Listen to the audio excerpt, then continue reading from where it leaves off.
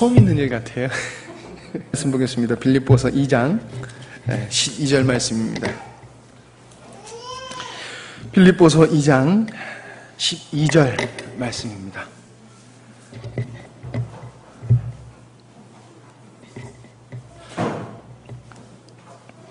빌립보서 2장 12절 말씀 한 절입니다. 제가 읽도록 하겠습니다.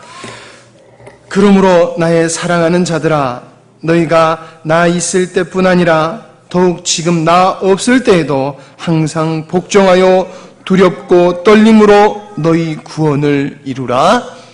아멘. 이 시간의 제목은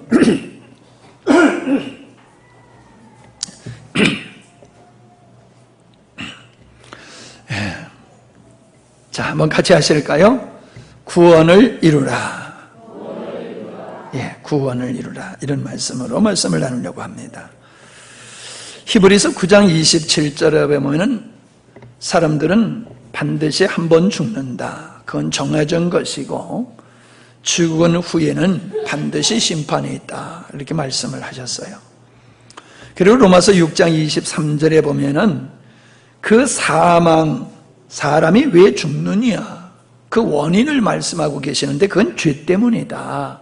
죄값으로 사람을 죽게 되는 거다. 그 말씀을 해주시고요. 이 땅의 모든 사람이 죽는다는 것은 이 땅의 모든 사람은 다 죄인이다. 그렇기 때문에 모두 죽는 거다. 그런 말씀이 기록되어 있습니다. 죽는다라고 하는 것은 여러 가지 의미가 있는 것 같습니다. 크게 나누면은 육적인 죽음과 영적인 죽음으로 분류할 수 있지요. 육신의 죽음은 사망이지요. 그 육체가 영원히 떠나갈 때에 죽게 되어 흙으로 돌아갑니다. 그러나 영적인 죽음을 성경에서는 또 말씀하고 있다는 것입니다. 영적인 죽음이라고 하는 것은 영혼은 죽지를 않습니다. 영혼은 죽지를 않아요. 그 죽지 않는 영혼을 죽었다라고 하는 것은 우리의 생명의 근원이신 하나님과의 관계가 단절되어지고 원수 상태에 있는 것이 더 이상 하나님의 은총을 입을 수 없는 상태를 영적인 죽음이다. 그렇게 표현하고 있습니다. 그래서 영적인 죽음은 영벌에 처하게 되어지는 거지요. 대부분 신앙을 가지는 이유는 자기의 소원을 성취하고자 함과 더불어 사람들이 영생에 이루고자 하는 갈망이 있기 때문에 신앙을 갖습니다. 그래서 신앙을 살펴보면 윤회설이 있어요. 사람은 그냥 영원히 소멸되는 것이 아니라 죽었다가 사람으로 태어나기도 하고 짐승으로 태어나기도 한다. 그래서 이 세상에서 착하게 살면은 다음 세상에서는 더 좋은 모습으로 태어난다. 그런 윤회설을 믿는 사람들이 있습니다. 그래서 사람들이 자신의 죽음과 다른 사람의 죽음을 그렇게 심각하게 받아들이지 않습니다. 왜냐하면 죽으면 또 다시 태어날 테니까. 그런 생각을 갖기 때문에 죽음을 심각하게 생각하지 않는 사람들이 있어요. 내세에 대한 믿음을 갖는 사람들이 있습니다. 우리 기독교만이 내세를 갖는 게 있는 게 아니고요. 불교에도 보면은 지옥에 대한 그러한 교리가 있어요. 그래서 불교에서 말하고 있는 지옥을 표현한 그림을 보면요, 얼마나 끔찍하고 잔인한 모습으로 그려놨는지 몰라요. 이 세상에서 아주 엄청난 고문을 받는 것과 같은, 그보다도 더한 모습을 그려놨어요. 불교 사람들이 지옥을 그려놓은 것을 보면요, 엄청나요. 모든 사람이 그 영혼에 대한, 영생에 대한 갈망이 있기 때문에, 또 소원 성취하고자 하는 마음을 갖고 있기 때문에 모든 족속들이, 민족이 종교를 가지고 있지요. 누구도 죽고 싶어 하는 사람 없습니다. 괴로우니까 죽고 싶다고 하는 거지, 건강해 보세요. 그러면 죽고 싶어 하는 사람 하나도 없습니다. 그래서 사람들이 죽기 싫으니까는 나무에서 씨가 생겨서 그 씨가 다시금 나무로 이렇게 존재하는 것과 같이 내 자신을 어떤 복제 인간을 통해 가지고 내가 죽지 아니하고 계속해서 내가 새로운 모습으로 살기를 원하는 그런 시도도 하고 있지요. 또 냉동 인간, 사람이 병들어 죽게 되어지면은 냉동실에 집어넣어 가지고 그냥 오래도록 몇십 년, 몇백 년 동안 있다가 그 질병을 치료할 수 있는 의술이 발달되어지면 그때 해동시켜가지고 치료해서 또 영원히 살고 싶은 이러한 시도들을 사람들이 하고 있습니다. 어떻게 보면 참 우스운 짓이지만은 사람들이 영원히 살고자 하는 갈망이 있기 때문에 그런 일들을 하고 있다는 거예요. 그런데 영원히 살고자 하는 갈망만 있지 사람이 왜 죽느냐, 왜 사람이 죽느냐 하는 문제는 고민하지 않아요. 예. 또 사람들이 왜 이렇게 불행하게 인간들은 질병에 걸려야 되고 왜 사람들은 서로 갈등과 반목 속에서 살아가야 되느냐, 그 원인을 사람들은 생각하지를 않습니다. 사람이 왜 태어났으며 왜 죽느냐, 그런 문제를 안다라고 하면은 그 사람은 인생을 결코 후회스러운 인생을 안 살 거예요. 근데 이 문제를 해결하고 살아가는 사람이 몇이나 있을 것 같습니까? 그렇지 않다라고 하는 겁니다. 분명히 성경은 우리에게 그 원인을 말씀해 주고 있죠. 인간의 출생은 하나님의 의도에 의해서 인간은 이 땅에 태어나게 되는 것이고 그 하나님을 목적으로 삼고 살아가야지만이 인생은 행복할 수 있는데 그 하나님을 떠나서 자기를 목적 삼고 자기를 위하여 살아가는 그 삶을 통해서 인간에게는 죽음이 왔고 불행이 따라왔고 수고하지 아니하면 안 되는 그런 인생이 되었다라고 하는 것을 성경은 우리에게 말씀해 주고 있습니다. 우리 인류가 겪고 있는 고난, 갈등 혹은 질병이나 죽음의 문제를 해결하는 것은 간단합니다. 하나님이 인간을 만드신 원래의 목적으로 우리 인간이 돌아가게 되어지면은 우리가 가지고 있는 문제는 싹 해결이 될 수가 있는 겁니다. 이게 믿음입니다. 예수님을 믿는다라고 하는 것은, 하나님을 믿는다라고 하는 것은 그냥 창조주로서 구속주로서만 믿는 게 아니라 그분과의 관계를 건강한 관계로, 바른 관계로 회복하는 것이지요. 그렇게 되어지면은 우리가 가지고 있는 문제가 다 해결됩니다. 여러분 스스로를 한번 생각해 보세요. 여러분이 지금 가지고 있는 문제가 뭐가 있는가?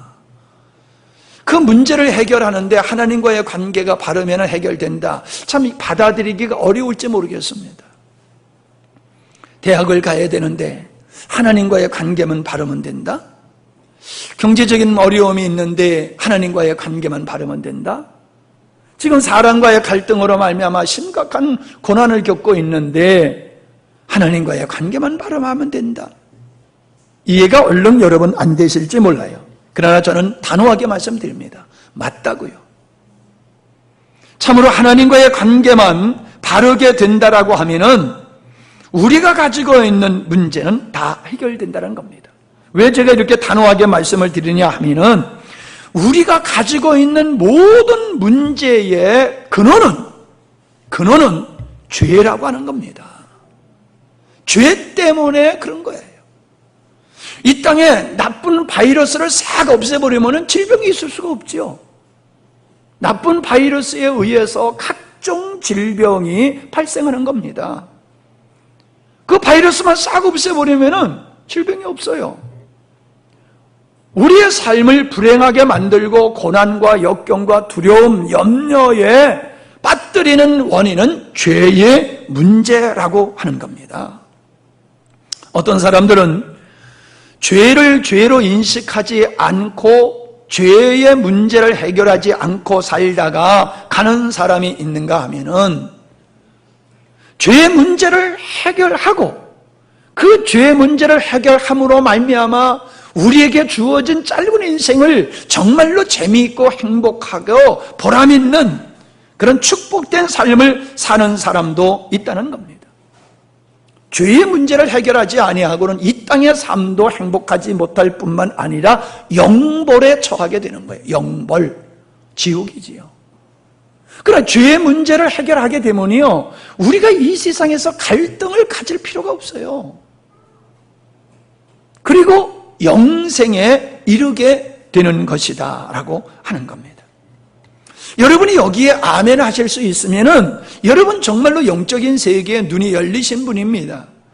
그러나 좋은 말씀이니까 내가 듣지만은 내가 동의는 할 수 없습니다 라고 하신다라고 하면 그분은 계속 죄 때문에 여러분은 고난을 면치 못하실 것입니다. 죄의 문제를 해결하지 못한 상태의 삶을 사망의 삶이라고 말할 수 있고, 죄의 문제를 해결하고 살면 부활의 삶, 즉 생명의 삶이라고 말할 수가 있을 것입니다. 죄를 해결하여 구원받게 된다는 것을 그냥 사후에 국한시키는 경향이 너무나 많은데, 그렇기 때문에 우리가 이 땅에서 누릴 수 있는 놀라운 축복들을 누리지 못하는 손실을 입게 된다라고 하는 것입니다. 오늘 말씀의 끝절에 보면은 두렵고 떨림으로 너의 구원을 이루라 라고 말씀을 하고 있습니다. 여러분, 구원이라고 하는 것은 3단계로 되어 있어요. 첫째 단계가 뭐냐면은 죄로 말미암아 받아야 할 형벌로부터의 자유입니다. 예수님이 우리가 받을 죄로 말미암아 받을 형벌을 예수님이 대신 받으심으로 우리는 더 이상 죄의 형벌을 받지 않게 됩니다. 의인이 되어져, 의인이라는 신분을 주시는 거야. 그래서 우리는 영벌에 처하는 자가 아니라 영생, 즉 천국에 갈 수 있는 자가 된다는 거예요. 이거 모르는 사람 어디 있습니까? 믿든지 말든지 교회 그래도 앉아서 예배에 참석한 사람은 이거 다 알아요. 그리고 천국 가기 위해서 예수님을 믿습니다. 근데 구원은 그렇게 그것으로만 구원을 다 표현할 수가 없다는 거예요. 우리가 죄 사함 받고 의로운 자가 되었다라고 하면은 그 사람은 구원의 다음 단계, 죄의 권세로부터 자유하는, 죄를 이기는 삶을 사는 단계로 가야 된다는 겁니다. 의롭다 하는 신분만 얻고 죄의 권세를 이기지 못하게 되어지면은 구원받은 자의 아름다운 축복된 삶을 살 수가 없어요. 하나님은 우리가 죽을 때만 기다리고 있다가 죽으면 천국에 들어가시는 분이 아니라 하나님의 자녀라고 하는 신분을 허락하신 후로부터 하나님의 자녀로서 이 땅에서 죄를 이기고 불행하지 아니하고 행복하게 살 수 있는 것을 우리 주님은 우리에게 원하고 계시다는 거예요. 거룩한 삶을 살도록, 의롭고 참되운 삶을 살도록 그렇게 하나님은 우리에게 구원을 주신 거예요. 죽어서 천국만 가는 게 구원이 아니라 이 땅에서도 죄로부터 자유하여 이 땅에서부터 천국의 삶을 누릴 수 있도록 하신 것이 구원이란 말이에요. 그런데 우리는 죽어서 가는 것만 구원이라고 생각하고 있다는 거예요. 아니, 우리가 지금 살아서 누릴 수 있는 이 천국의 삶, 구원의 삶이 우리에게 주어져 있는데 이걸 놓치고 살아요. 그러니 얼마나 손실입니까, 여러분? 모두가 행복하기를 원합니다. 그런데 그 행복은 내가 원하는 것을 이루고 얻음으로 이루어지는 게 절대로 아니라는 거예요. 죄의 문제를 해결하고 죄를 이기고 나갈 때에 행복이 오는 거지요. 죄의 문제가 우리에게 있으면요, 탐욕이 있는데 만족이 있습니까? 시기 질투가 있는데 어찌 내가 편안할 수가 있습니까? 있을 수가 없는 거예요. 내 마음속에 더러운 마음들이 우리를 시궁창과 같은 곳으로 끌고 가고 거기에 끌려가는데 어떻게 가정에 평안할 수 있고 우리 생활이 평탄할 수가 있습니까? 우리의 불행은 죄 가운데 살고 타락한 성향에 의해서 종된 삶을 살기 때문에 만들어지는 거예요. 셋째 단계가 뭡니까? 성화입니다. 우리가 그냥 하나님의 자녀의 신분을 얻었다라고 하는 것으로 끝이 아니라 하나님의 자녀는 하나님의 자녀답게 변화되어지는 것이, 그것이 구원이에요. 나는 천국 갈 수 있는 확신이 있다, 이거 가지고 구원이라고 생각을 해요?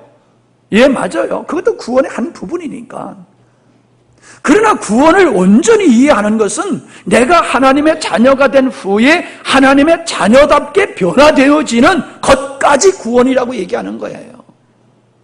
우리는 그것을 위해서 이 땅에 존재하고 있는 것이고, 그것을 위해서 힘써 살다가 주님이 우리를 부르시면은 이 육신을 벗어버린 후에는 완벽한 모습으로 우리가 주님 앞에 서게 되는 것이거든요.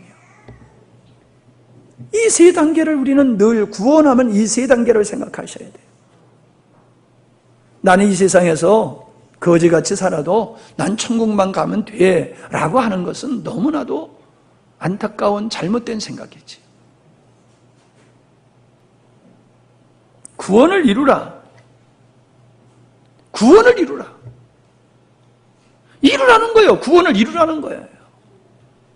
네가 하나님의 백성으로서 하나님의 자녀가 됐다라고 하면은 하나님의 자녀답게 너는 권리를 누리면서, 특권을 누리면서 더 이상 죄의 종된 삶을 살지 말고 하늘에 속한 자로 살라는 거예요.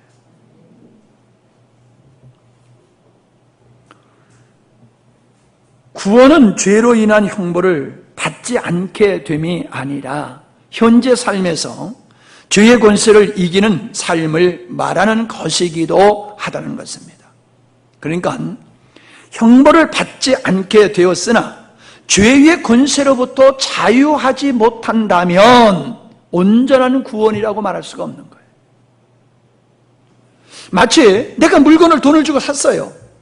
그런데 그 물건을 샀음에도 불구하고 그 물건을 내가 소유하지 못한다라고 하면은 그건 무슨 의미가 있겠느냐라고 하는 겁니다.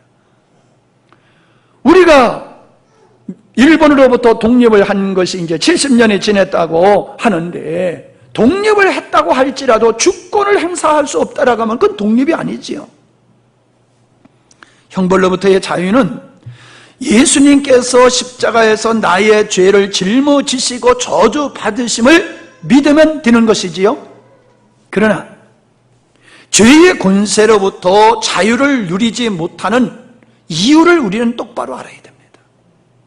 내가 왜 죄로부터 자유하지 못하고 하나님이 우리에게 부여하신 그 풍요로운 삶을 내가 왜 못 사는가? 그걸 오늘 여러분에게 말씀을 드리려고 해요. 첫 번째, 구원받은 것이 무엇인지를 잘 모르기 때문이다 라고 하는 겁니다. 조금 전에 제가 구원의 3단계를 말씀을 드렸습니다. 다시 말씀드립니다. 구원이란 지옥 갈 사람이 천국에 가게 된다는 것으로 이해한다면 그의 신앙은 어린아이의 수준입니다. 어린아이 수준의 믿음입니다. 구원은 하나님과의 관계 회복이라는 것입니다.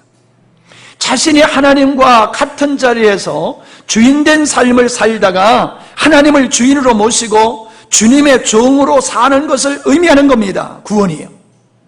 대부분 사람들은 자신의 죄가 해결되었다는 것만 알지 죄의 종에서 주님의 종의 신분으로 변화되었다는 인식을 갖지를 않고 살아갑니다. 우리는 자유한 자가 아닙니다.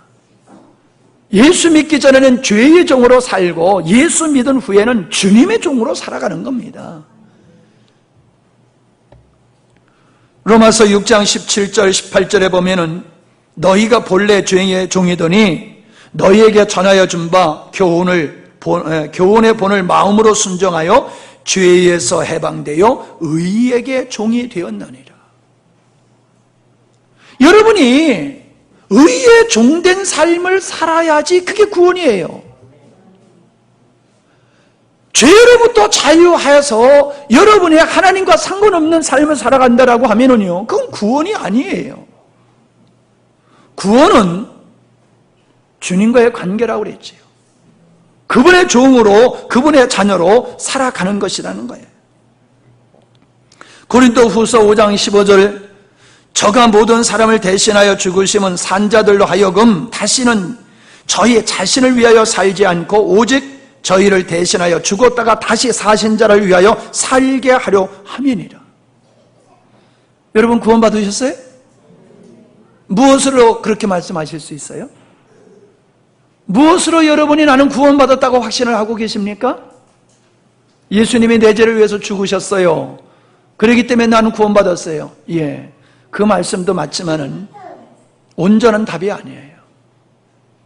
저는 과거와 나를 위해서 살았을 때는 죄의 종으로서 살았는데 주님이 내 죄를 위해서 죽으신 이후로 나는 하나님은 백성이요 그리스도의 종으로서 나를 부르셨기에 나는 지금 하나님의 목적이고 그리스도의 종으로 살고 있습니다. 여러분의 신분과 여러분의 삶의 현장이 그리스도의 종으로 살고 있을 때에 여러분은 구원받았다는 확신을 가지셔야 되는 거예요. 주님의 종으로 안 살고 여러분 마음대로 자신을 위해서 자기가 원하는 대로 살면서 나는 구원받았어요 라고 하는 것은 그건 착각이에요. 자, 저를 보세요. 다시 물어봐요. 여러분 구원받으셨어요? 그냥 맥없이 앉아 계시지 마세요. 제가 이렇게 여러분에게 도전하는 것은 제가 볼 때에 여러분은 천국 가기 위해서 예수 믿는 것이지 주님을 위해서 예수를 안 믿는 분들이 보여요. 제 눈에는. 지옥 가기 싫어서 예수 믿는 거지 주님 사랑하고 주님이 주인 되어주시는 그 관계 속의 삶이 안 보인단 말입니다. 뭘 잘했느냐, 전 그걸 지금 따지는 게 아니에요. 오해하지 마세요. 여러분이 뭐 주일날 안 빠지고 헌금 많이 하고 성경공하고 충성하고 봉사하고 그것 보고 아, 저 사람은 구원받았구나, 제가 그렇게 표현한 것도 아니고요. 헌금 안 했다고 주일날 잘 빠졌다고 그래서 저 사람은 구원받지 않은 것 같아, 제가 그렇게 보는 게 아닙니다. 주님이 주인 되신 삶을 살지 않는다면 죄로 인한 형벌의 문제가 해결되었을지라도 과거와 같은 옛 생활에 머물고 살고 있는 것입니다. 죄로 인한 형벌의 문제가 해결되었을지라도 자신이 주인된 삶으로 인한 고난과 불행으로부터는 자유할 수 없는 것입니다. 죄로 인한 형벌로부터 자유가 오늘에서 삶 속에서 죄의 권세로부터의 자유도 함께 주는 것이 아니라는 거예요. 죄의 권세로부터 자유함을 얻는 것은 형벌의 모면으로 되는 것이 아니라 자기 목적, 자기를 위한 삶, 옛 삶을 청산해야지만이 가능한 거예요. 마치 고아로 살던 아이가 왕의 양자로 입양되었다라고 하면 그 아이는 그 순간부터 왕자입니다. 그러나 그가 왕자가 되었을지라도 왕자의 삶을 살기 위해서는 노숙자의 과거의 삶을 청산해야 됩니다. 그것은 옛 생활을, 노숙자의 삶을 청산하는 것은 왕자가 되기 위한 조건이 아니라 왕자가 되었으나 왕자의 삶을 살기 위해서는 옛 생활을 끊어버려야 된다는 거예요. 광야에서 이스라엘 백성들이 죽었습니다. 소돔성에서 나왔던 롯의 아내가 뒤를 돌아본 거로 그는 소금기둥이 되었다고 성경에서 말씀하고 있습니다. 무엇을 얘기하고 있습니까? 그들이 왜 죽었습니까? 옛 생활을 끊지 못했다는 겁니다. 옛 생활이 뭡니까? 오늘 우리가 말하면 자기를 목적으로 삼고 자기를 사랑하는 이 삶을 끝장내지 못했기 때문에 그들은 죽는다라고 하는 것입니다. 여러분, 우리가 나를 위해서 산다고 육신이 죽지 않습니다. 자기를 위해서 사는 사람은 이 세상에서 더 잘 먹고 더 잘 삽니다. 그러나 영적으로는 그런 사람은 죽었다라고 말하는 거고, 그런 사람은 평안이 없다라고 말하는 것이고, 그런 사람은 이 세상에서 두려움으로부터 자유할 수 없다, 죽음으로부터 자유할 수 없다, 그 얘기를 하고 있는 겁니다. 여러분이 목적이 이 세상에서 잘 먹고 잘 사는 것이 목적이라고 한다라고 하면은 제 설교는 정말 재미없습니다. 그냥 잠만 올 것입니다. 그러나 여러분이 사람이 먹고 사는 게 전부가 아니다 라고 하는 인생의 근본을 여러분이 생각하고 사람답게 살고 행복하게 진정 후회함 없는 인생을 살기를 원한다라고 하면은 제 말씀에 관심이 갈 것입니다. 귀가 쫑긋할 것입니다. 옛생활을 끊는 것은 구원받는 것의 조건이 결코 아닙니다. 그러나 죄의 권세로부터 자유하기 위한 믿음이에요. 믿음. 여러분이 구원의 믿음이 있으면 옛생활을 끊게 됩니다. 자, 제가 새로운 예화를 하나 발견했습니다. 결혼하기 전에 처녀 총각으로 살던 사람은 결혼 후로부터는 처녀 총각의 옛생활은 끝내야 됩니다. 결혼한 후로부터는, 결혼한 순간부터는 결혼 전의 생활은 옛생활입니다. 맞지요? 결혼 후의 삶은 새 생활입니다. 결혼 후의 새 생활은 사랑하는 남편과 아내와 태어나는 자녀들과 함께 살아가는 겁니다. 그들에 대한 책임과 의무를 다하면서 살아가는 것이, 그게 구원의 조건이 아니라, 결혼의 조건이 아니라 결혼했기 때문에 마땅히 해야 할 일입니다. 그런데 결혼하고도 결혼 전과 같은 삶을 자기가 똑같이 살겠다라고 한다라고 하면은 그런 결혼 생활은 있을 수가 없는 겁니다. 마찬가지입니다. 우리가 구원받았다라고 하는 것은 이제 옛생활이 자동적으로 끝난 겁니다. 옛생활이. 그래서 옛사람이 돼버린 거예요. 결혼 전에 나는 옛사람이 돼버린 거예요. 참 처녀 때가 좋았어. 처녀 때가 뭐가 좋았어 그렇게? 처녀 때가 좋았어. 총각 때가 좋았어. 옛날이에요. 옛날이요. 다 지나갔어요. 처녀 총각 때 이제 다 지나갔어요. 이제 새날이 밝았어요. 왜 그걸 인식을 못합니까? 우리가 구원받아 하나님의 자녀가 되었다고 하는 것은 나를 중심으로 살던 옛사람은 끝장난 거예요. 이제는 하나님을 향하여 살는, 그리스도를 신부로 삼고 하나님을 사랑하면서 살아가는 새로운 신분으로 내가 거듭난 거예요. 태어난 거예요. 옛사람의 특징은 세 가지가 있습니다. 옛사람의 특징 첫째는 높아지려고 합니다. 다른 사람보다 높아지려고 해요. 그래서 출세를 원합니다. 출세를 원해요. 높아지려고, 다른 사람보다. 근데 하다못해 동네 이장만 해도 얼마나 어깨에다 힘을 주고 있는지 몰라요, 사람들이. 이장님. 이장이 아무것도 아니라는 얘기가 아니에요. 그러나 그게 또 대단한 것도 아니잖아요. 근데 사람은 자기가 새마을 지도자만 돼도 대단한 것 같이 생각을 해요. 둘째는 뭐예요? 더 많이 가지려고 해요.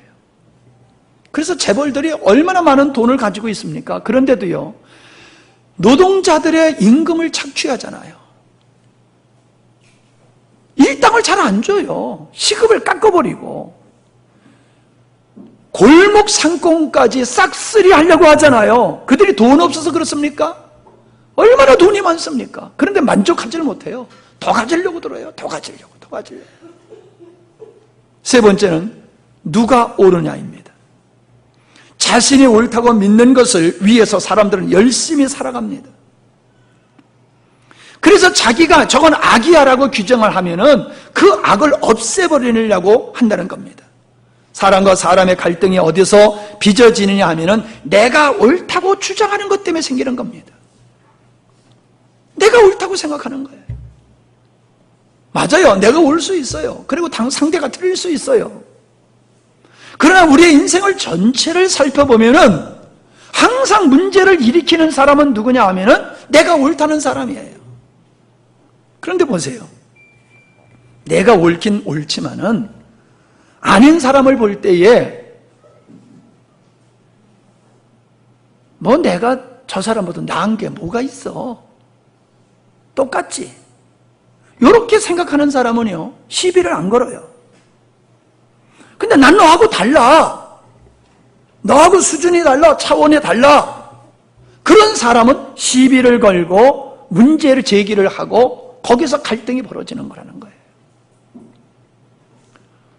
내 안에 특권을 볼 수 있는 사람은 다른 사람의 티를 보고서 시비를 안 건다는 거예요. 근데 내 안에 있는 들보를 못 보고 다른 사람의 티끌을 보고서 따지는 사람은 어떤 사람이냐? 자기가 옳다라고 하는 생각을 가지고 그 확신 속에서 살기 때문에 똥 묻은 돼지가 교 묻은 돼지에게 비난하는 꼴이 돼버리고 마는 겁니다. 여러분, 지금 갈등을 가진 사람들 보세요. 부부지간의 갈등. 특별히 부부지간의 갈등을 가진 사람들 보세요. 부모와 자식 간의 갈등을 가진 사람들 보세요. 무엇 싸움입니까? 옳고 그름의 싸움이라는 거예요. 난 너 그렇게 안 가르쳤는데 너 왜 그렇게 살아? 나는 이렇게 사는데 당신은 왜 그렇게 살아? 뭐예요? 나는 옳은데 너는 왜 틀리게 살아? 그 얘기거든요. 근데 여러분, 솔직히 여러분 다 옳게 사십니까? 그리고 옳다고 확신하는 그 근거가 뭐냐라고 하는 거예요. 전쟁을 일으키는 사람들은요, 자기가 옳다고 생각하기 때문에 전쟁을 일으키는 거예요. 더 많이 가지려고 전쟁을 일으키는 거예요. 더 높아지려고 제국을 만들고 그 위에 군림하고자 전쟁을 일으키는 거예요. 그들은 인간을 하나의 자기 욕망을 이룰 수 있는 수단과 도구로 보는 거지 인격자로 보지는 않는다는 거지. 이 말을 한마디로 얘기하면 자기가 왕이 되려고 하는 사람들은 늘 전쟁을 일으키고 싸움과 다툼을 유발하는데 그것이 바로 육적인 사람의 세 가지 특징이다. 다시 말씀드릴게요. 높아지려고 해요. 더 많이 가지려고 해요. 자기가 항상 옳다고 하는 주관을 가지고 살아요. 이런 사람이 육신의 사람의 특징이라는 거예요. 이런 상태에 사는 사람은 절대로 죄로부터 자유할 수가 없어요. 불안과 두려움과 염려와 초조로부터 자유할 수가 없어요. 두 번째는 율법의 체계를 벗어나지 못했기 때문에 죄로부터 자유하지를 못하는 것입니다. 옛삶이란 자기가 목적되고 자기를 위한 것이라고 말씀을 드렸습니다. 이게 율법의 체계다, 이렇게 표현할 수 있는 거예요. 그래서 율법의 체계란 자기의 행위를, 자신의 행위를 근거로 하여서, 즉 자신의 생각과 자기의 주관과 자기의 열심, 능력, 방법, 경험, 관습, 전통, 유전, 자기의 상식을 근거로 해서 자신이 옳다고 믿는 그것을 선으로 여기고 사람들이 살아가게 된다는 거예요. 자기의 의의를 진리로 삼는 태도를 말하는 겁니다. 맞는 것 같지만은 주님을 배제한 모든 생각과 관념과 주관과 관습, 전통은, 유전은 틀린 것이다 라고 하는 겁니다. 이런 육체의 체계, 율법의 체계를 가지고 사람들이 살아갈 때에 그 마음속에는 죄와 사망의 법이 역사하게 되어 있는 겁니다. 다시 말씀드립니다. 인간은 스스로 선악을 규정할 수 있는 권리를 갖고 있지 않습니다. 하나님만이 선과 악을 규정할 수 있는 권리를 가지신 분입니다. 그러기에 인간은 하나님 말씀 앞에 오직 하나님의 말씀이 아니요 라고 하면 아니요 해야 되고, 하나님의 말씀이 이해하면 우리도 이해해야 된다는 겁니다. 근데 사람들은 자기 생각을 거기에 하나님의 말씀에 넣어가지고 하나님이 이해하는데도 아니요라고 얘기하고, 하나님이 아니요라고 하는데도 자기 생각을 따라서 아니요라고 규정을 해버린다는 겁니다. 우리가 아니라고 주장하고 우리의 어떠함을 자기 의의를 근거로 해서 선하다고 말을 하는 거나 자기의 의의를 근거로 해서 악하다라고 하는 그것이 일반적으로 사람들이 옳다고 생각할지 모르지만은 아니다라고 하는 사실이에요. 아니라고 하는 거예요. 구원은 우리 주님께서 십자가에서 이루신 일을 내가 한 것으로 받아들이는 게 그게 구원이잖아요. 그러므로 믿음은 내가 더 이상 수고하는 것을 멈춰버리고 주님께서 일하시도록 하는 게 믿음이다라고 하는 거예요. 그게 복음이라는 거예요. 율법은 그렇지 않아요. 무엇을 얻어내기 위해서 내가 무엇을 해야 된다는 항상 조건이 붙는 게 그게 율법이고, 자기를 의의 근거로 삼고 자기가 법이 되어서 자기가 기준이 되어서 살아가는 삶을 율법의 체계다, 그렇게 말하는 겁니다. 율법의 체계 속에서 살던 우리들은 언제나 무엇을 해야 하는 요구 속에서 살았기에 무엇을 하라라고 하면 편하게 받아들여요. 그러나 아무것도 하지 말고 믿어라 그러면 사람들이 어렵게 여기고 받아들이지를 않는다는 겁니다. 주님은 우리의 어떤 행위를 근거로 해서 우리를 구원하시지 않으셨지요. 그와 같이 죄의 권세로부터 자유함을 누리는 것도 우리가 무엇을 해야지 죄로부터 자유를 얻는 게 아니라는 거예요. 무엇을 해야 된다라고 하면은 아무것도 하지 않는 거예요. 죄로부터 자유하는 삶을 살기 위해서 우리가 무엇을 해야 된다라고 하면은 아무것도 하지 않는 것이라 이 말이에요. 한번 해보세요. 옆에 사람한테. 죄로부터 자유하기 위해서 무엇을 해야 된다라고 하면은 그 무엇을 해야 되는 것이 아무것도 안 하는 거라 이 말이에요. 어렵지요? 말 옮기기도 힘든데 다시 얘기할게요. 우리가 죄의 권세로부터 자유하기 위해서 무엇을 해야 된다고 생각하면은 무엇을 해야 되는 게 뭐냐? 아무것도 안 하는 거라니까요. 그냥 주님이 하셔야 된다. 나는 죄로부터 자유할 수 있는 그 힘과 능력이 나에게는 없다. 그러니까 주님이 하셔야지 나는 할 수 있는 게 없어요. 그게 우리가 할 일이라니까요. 아, 여기 봐요. 이제 알아들었어요? 알아들으려고 노력을 안 하잖아요, 지금. 이게 얼마나 중요한 얘기인데요.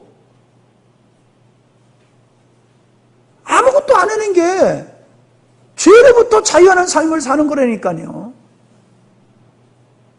근데 우리는 죄로부터 자유하려고 버둥대다 늘 죄의 종으로 살고 있다는 거예요. 왜? 내가 버둥대는 한 하나님은 역사하실 수가 없어요. 내가 버둥대지 아니하고 하나님 나는 할 수 없어요 라고 하면서 하나님께 항복을 하고 하나님께 내 자신을 맡겨버리고 하나님을 의뢰하고 신뢰하고 나갈 때에 하나님의 역사가 나타나기 시작하는 거예요. 그런 사람에게 죄를 이길 수 있는 능력이 우리 주님이 되신다라고 하는 겁니다.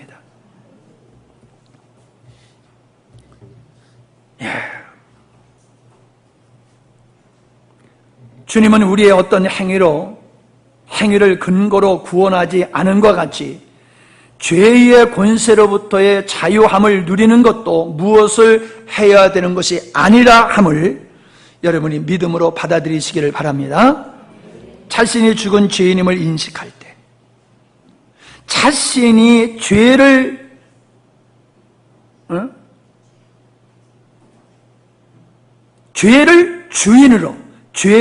주인으로 인식할 때, 다시 얘기할까요? 내가 죄를 인하여 죽을 자다라고 인식할 때에 주님 앞에 나가게 되어진다는 겁니다. 그리고 나 자신은 하나님의 의를 이룰 수 있는 능력이 없는 티끌과 흙으로 자신을 인식할 때 아무런 열심을 하지 아니하고 주님만 의지하게 되는 겁니다. 이게 자기 부인입니다. 우리는 죄의 권세로부터 자유함을 위해서 무엇을 해야 하는 것이 아니고 무엇을 할 수 있고 하지 않을 수 있는 능력이 내게 없음을 깨달아야 한다는 것입니다. 그래서 주님은 모세를 통하여 된 율법을 통하여 그리고 우리의 삶 속의 실패를 통하여 우리 자신을 깨닫게 하는 겁니다. 우리 자신이 얼마나 연약한 존재이며 악한 존재이며 무능한 존재임을 알게 하시는 거예요. 성령께서 눈을 열어서 그걸 보게 하시는 거예요. 성경의 레위기 13장 13절에 보면은 문둥병이 온 몸에 다 퍼졌을 때에 그를 정결하다라고 선포를 하게 했어요. 몸에 문둥병이 일부가 있는 게 아니라 온 몸에 문둥병이 다 퍼졌으면 그를 정하다라고 말하라는 거예요. 얼른 이해가 안 되잖아요. 무엇을 의미하는 겁니까?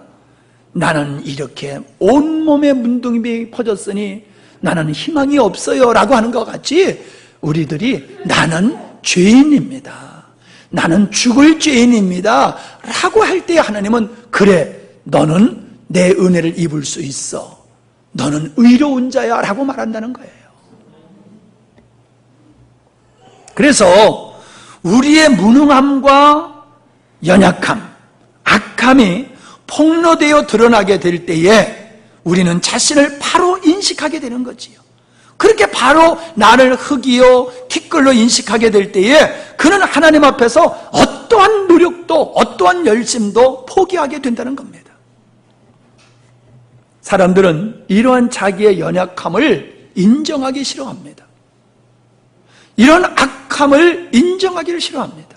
뿐만 아니라 자기의 연약함과 악함이 드러나는 게 싫어서 위장을 합니다. 그게 위선의 삶이지요. 변명을 합니다. 그리고 여러 가지로 가장을 하지요. 숨어버린다는 거예요. 하나님 앞에서 숨어버려요. 그러나 주님께서 우리의 연약함을 들추어내시고 폭로하실 때에 맞습니다, 그게 납니다, 그러기 때문에 하나님이 없으면 난 안 됩니다 라고 주님 앞에 나온다는 것은, 나오게 되는 동기가 된다는 것은 다시 말하면 자기 약함이 폭로되어지고 드러나는 것이 축복이라는 거예요. 만약에 자기 자신의 악함과 연약함이 폭로되지 아니하면 주님께 안 가는 거예요. 주님께 안 가는 사람은 멸망받을 수밖에 없지요. 주님께 나가지 않는 사람은 어떤 사람들입니까? 자기가 어떤 존재임을 모르고 있는 사람들이에요. 얼마나 자기가 악하고 얼마나 무능력한 존재임을 모르는 사람이에요. 그러니까 안 가는 거예요, 주님 앞에. 또 한 가지 있어요. 알아도 안 가요. 알아도 안 가요. 끝까지 나는 해볼 거야. 내 힘으로, 내 능력으로, 내 열심으로 성취해볼 거야. 하나님 같은 분 나는 필요 없어. 나는 열심히 깨끗하게 살아볼 거야. 나는 남한테 전혀 피해를 주지 않고 살 거야.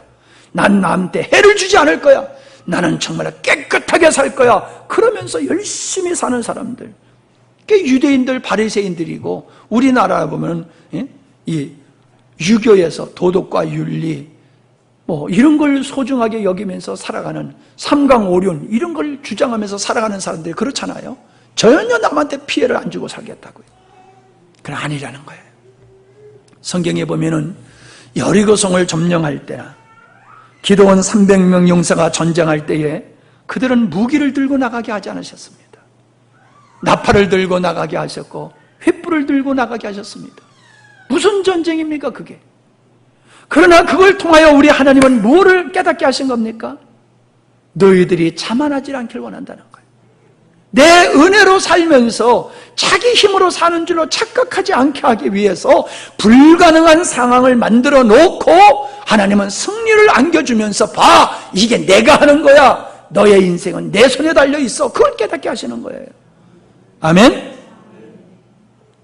바울은 자기의 자랑거리를 배설물로 여기고 해로 여겼다고 말하고 있습니다. 고린도후서 1장 8절로 9절에 보면은 그들이 살 소망이 끊어지고 마음의 사형 선고를 받은 것 같은 고난에 처하게 되는 것은 자신을 신뢰하지 아니하고 오직 주님만 신뢰하게 합니다 라고 말씀을 하고 있습니다. 잘 들으세요 여러분. 하나님은 자기를 신뢰하는 걸 그렇게 싫어하시는 거예요. 자기를 신뢰하고 자기를 위해서 열심히 사는 사람은 세상에서는요, 성실한 사람이라고 그래요. 근데 하나님은 그런 사람 싫어하신다는 거예요. 그런 사람을 싫어하세요.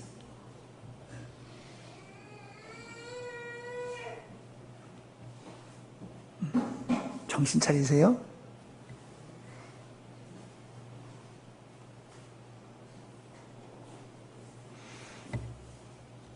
바울은 고린도후서 12장 9절에 내가 자랑하는 것은 자랑했던 것이 아니에요.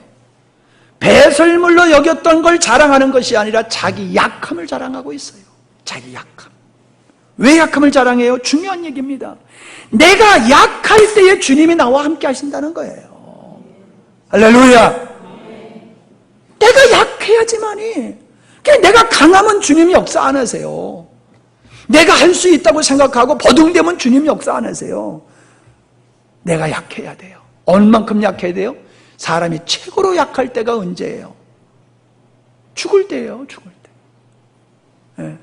죽어요. 죽은 사람은 약해요. 숨도 못 쉬잖아. 네? 숨도 못 쉬어서 죽는 거예요. 숨 계속 쉬면 삽니다. 뭔 얘기인지 못 알아들으시나 봐. 사람이 왜 죽어요? 숨 못 쉬니까 죽는 거거든요. 숨을 계속 쉬면 안 죽는다니까. 근데 숨 쉴 기력이 없어서 죽어요, 사람들이. 죽는 사람한테 그러세요. 계속 숨 쉬라고. 그럼 그 사람 안 죽어요. 숨 쉴 능력도 없어서 죽는 거예요.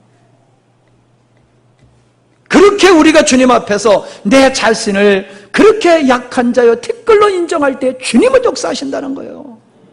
할렐루야. 이걸 여러분이 정말 깊이 깨달으셨으면 좋겠어요. 그래서 바울이 고린도후서 4장 10절로 11절에 그 얘기를 하잖아요. 예수의 죽음을, 예수의 죽임 당하심을 내 몸에 짊어지고 나는 다닙니다. 그것은 예수의 생명을 우리 몸에 나타나게 하려 하는 것입니다. 우리는 살아있으나 예수를 위하여 늘 몸을 죽음에 내맡깁니다. 그것은 예수의 생명이 우리 죽을 몸에서 나타나게 하려 함입니다. 바울은 두 가지로 얘기해요. 내가 약해야지 주님이 내게 몸을 쉬고 예수님의 죽으심을 내 몸에 짊어지고 있다. 즉 나의 자아를 죽은 자로, 옛사람을 죽은 자로 인식하고 살 때에 우리 주님의 생명이 내게서 나타난다. 할렐루야. 주님 역사하세요라고 부르짖는다고 주님 역사하시는 게 아니라는 거예요.